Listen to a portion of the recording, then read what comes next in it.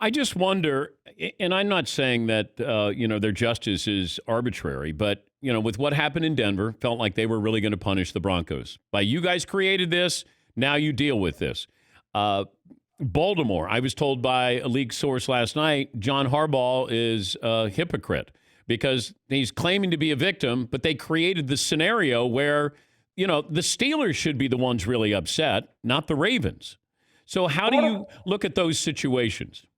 Well, going into the season, I thought the NFL was going to try, Dan, to balance case by case, situation by situation, when and if the lack of sufficient healthy offensive linemen, the lack of sufficient healthy quarterbacks, any position group decimated by players on the COVID-19 reserve list, whether that would justify postponement of games.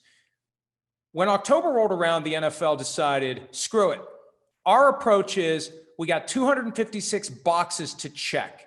We are going to check every box and get every game in. And if someone has a competitive disadvantage, you don't have enough offensive linemen, too bad. You don't have enough healthy quarterbacks, too bad. You don't have enough defensive backs, too bad. You have to play with what you have. You have to plan your practice squad accordingly. They got 53 spots on the active roster, 16 practice squad players, any or all of whom can be called up to 90 minutes before kickoff. You have to deal with it. And that, I've been told over and over again, is the difference between Baltimore and Denver. Baltimore had an uncontained outbreak that they were trying to get under control, that the league was trying to get under control, and they didn't feel that it was safe to bring the team together. They didn't feel it was safe to proceed with the game, to put guys on a plane, guys on a bus, guys in a locker room, guys on the sideline, because they weren't sure that the outbreak had been contained. That's why the Ravens got 3 postponements. And to the extent that the Ravens bear blame for this, and clearly they do, their strength and conditioning coach was Typhoid Mary for this outbreak.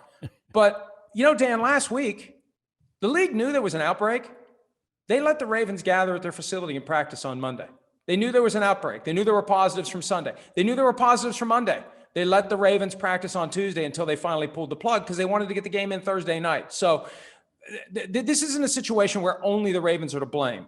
The league, instead of immediately pulling the plug on the Thanksgiving night game, which could have potentially salvaged Sunday, they let them practice Monday and Tuesday because they wanted to get the Thursday night game in. So, I think that the danger of placing blame on anyone in these instances ignores the fact that in most of them, there's plenty of blame to go around.